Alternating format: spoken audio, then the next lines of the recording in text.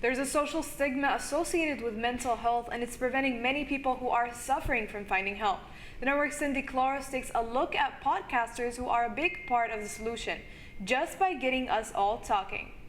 As podcasts continues to grow more in popularity and become a prominent source of mass communications, podcasters are using their platforms to spread mental health awareness. Podcasts are an engaging storytelling medium that captures the millions of users worldwide. As mental health continues to be a taboo subject today, many podcasters use their platform to fight against social stigma.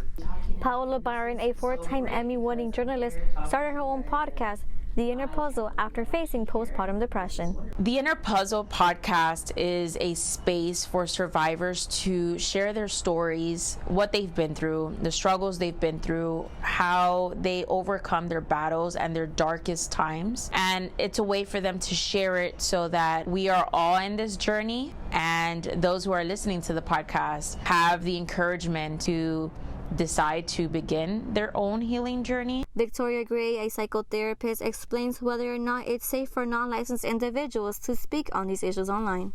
I do think social media platforms can be very helpful.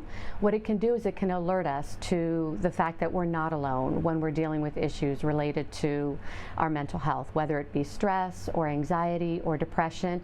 It's important that we know that we're not alone. According to Forbes, there are more than 5 million podcasts around the world and 100 million active listeners in the United States, many of which benefits from the Mental Health Podcast. Anytime I listen to a podcast or I'm listening to a show or I'm in a conversation with someone, definitely there's certain things that'll trigger things that'll make me feel like uncomfortable, but at the same time, it kind of helps you. There are certain precautions that podcasters should take when addressing these sensitive topics. I think there should be disclaimers that should be put out on the front end and on the back end of podcast messaging. So for example, we need to do essentially like alerts to people. We need to let people know the topics we're going to be discussing and that it might trigger certain reactions in individuals.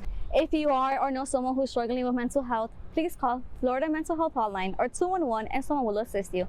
This is Cindy Claros reporting for South Florida Media Network.